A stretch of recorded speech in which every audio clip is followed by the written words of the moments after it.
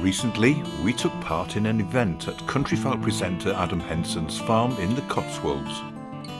Hosted by Pauls Malt, it was the launch of Roots Revival, a new range of sustainably farmed products for the brewing industry.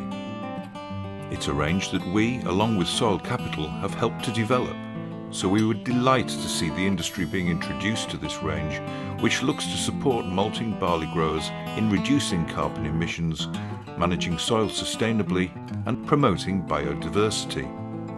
The payoff for brewers and distillers being a reduction in their Scope 3 emissions and locally sourced supply. Uwe Schroeder caught up with General Manager Charles Tozer for a chat. So it's been great to have the Roots Revival Day today. It's an amazing launch for us, enabling us to bring a new, more sustainable malt, regenerative malt, onto the market.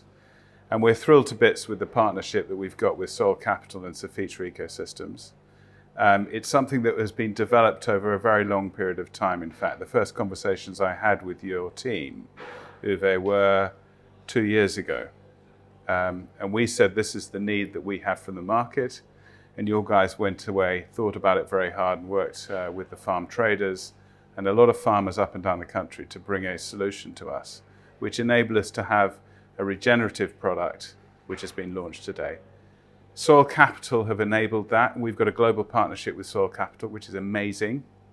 It allows us to work through them and using their advice, their agronomy, their technical skills to communicate more effectively towards farmers, to bring ideas and solutions for us so that we have lower carbon malt. Our Scope 3 flag targets to reduce by 30% by 2030 from a 2022 baseline are really important to us as a business, and it's great to see that coming into the market now.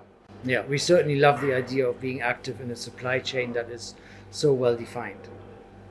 Malting barley from the farm to a brewery or distillery is a fantastically short supply chain that we can keep very, very tight and well defined for a program like the one that we have.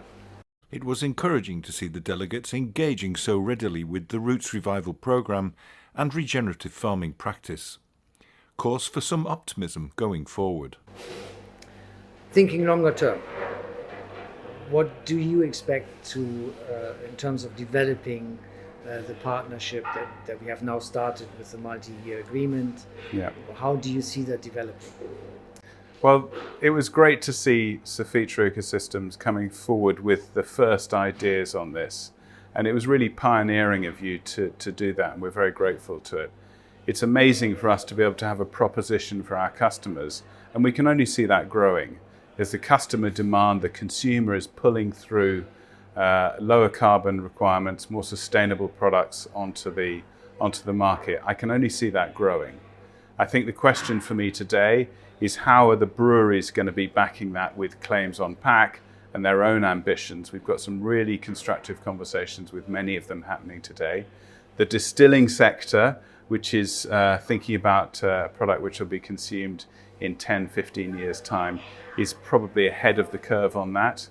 But I think that the potential within the relationship with Cefetra Ecosystems and ourselves is tremendous. Sentiments echoed by Procurement Manager Johnny Roberts. Today for us marks the end of a very lengthy journey where we're delighted to bring this product to fruition. And it wouldn't have been possible without the support and the scale of support from Cefetra. We look back over 2 years for when we started initial conversations. And in that time, we've been on quite a lengthy journey to get where we are today. What we look forward to in the future is being able to scale this, to be able to meet the Boortmalt ambitious targets. And we see that Cefetra and Soil Capital are integral to us being able to do that.